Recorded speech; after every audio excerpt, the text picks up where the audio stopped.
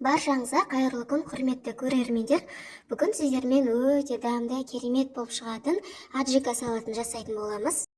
Немесе икра салаты деп те атайды. Жасалу жолы өте оңай.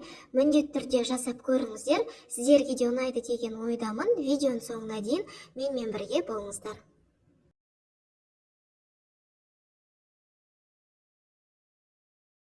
Ең алдымен помидорымызды мен осылай алдын ала кесіп дайындап қойдым. Мясорубкадан өткізіп алатын боламыз. Салатқа қосатын заттардың мөлшерін төменгі описание бөліміне жазып қалдырдым. Сол жақтан көрсеңіздер де болады. Мен бұл жерде 10 килограмм помидорды мясорубкадан өткізіп алдым.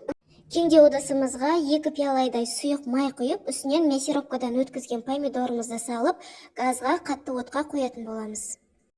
Помидор қайнағанша қатты отқа қоямыз. Қайнағаннан кейін газдың астын баяу отқа қойып, помидорды 1,5 сағат қайнатамыз. Помидорымыз қайнағанша қалған салатқа қосатын заттарымызды дайындай беремін.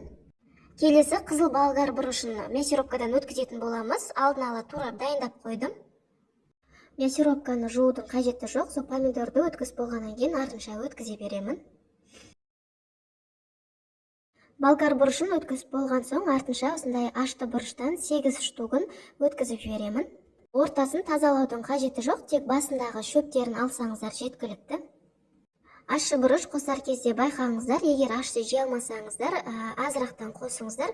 Бізде үйде аштыны жақсы көретін болғандықтан көбіректе қостым.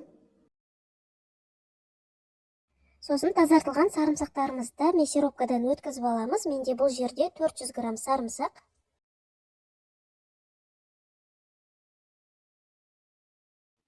Петрушканы ағынды суда жақсылап жуып, ұсақтап турап аламыз. Менде бұл жерде 200 граммдай петрушканы өздеріңіз қалауларыңызша қоссаңыздар да болады. Петрушканың артық таяқшаларын алып тастаймыз, олар бізге қажет емес.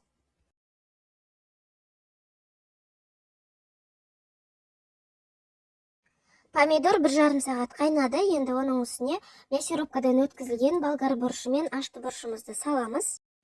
Помидорды артық сұйықтығы кету үшін 1,5 сағат бойы мен қақпағын ашық күйінде баяу отта қайнаттым. Помидор мен бұрышымызды жақсылап араластырып, тағы да баяу отта 40 минуттай қайнатамыз. 40 минут қайнаған соң тұз бен қантты саламыз. Мен 6 ас қасық қант және 6 ас қасық тұз салдым. 30 минуттай баяу отта қайнатып аламыз. 30 минут қайнағаннан кейін петрушкасын салып, тағы да 15 минут баяу отта қайнатамыз. Қалауларыңызша тағы да қосымша ас көктеуде салсаңыздар болады.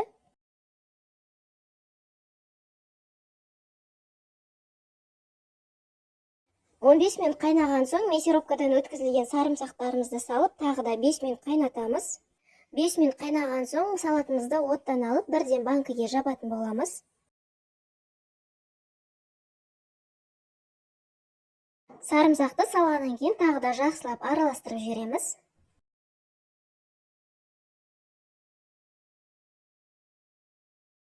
Салатымыз дайын болғанша таза банкаларымызды мантаваркада осылай 10 минут булап аламыз. Және де қақпақтарында 5 минуттай суға қайнатып аламыз. Мінекей салатымыз дайын, оттан алдым. Түрі де, цветі де сондай аппетитный болып шыққан. Қазір енді банкаға жабамыз.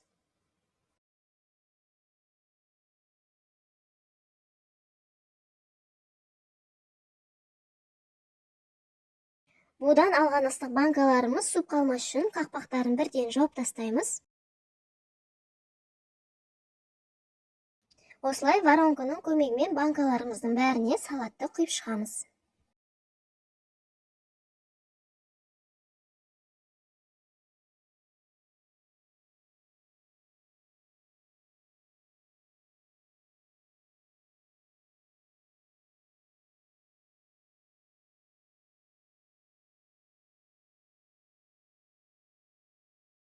Салаттарды құйып болған соң бетіне бірден қақпақтарын жауып отырамыз.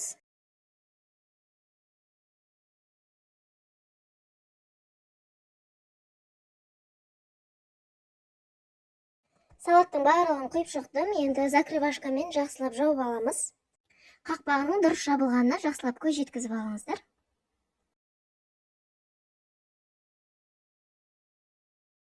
Мінекей менде барлығы 12,5 литрдай салат шықты. Менде жегенге тағы да жарты литр бөлек алып қалдым. Кәдімгі бір амал қақпақпен де 5 минут қайнатып алып жаба берсеңіздер болады, банкаларыңыз атылмайды.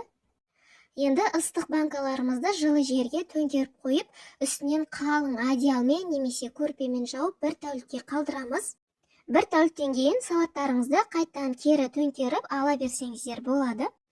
Міндетті түрде жасап көріңіздер, дәмі өте керемет, дәмді салат болып шығады. Видеом сіздерге пайдалы болса, лайк басып, пікір қалдыра кетіңіздер. Арнама тіркелуді ұмытпаңыздар. Назарларыңызға рахмет. Қош сау болыңыздар.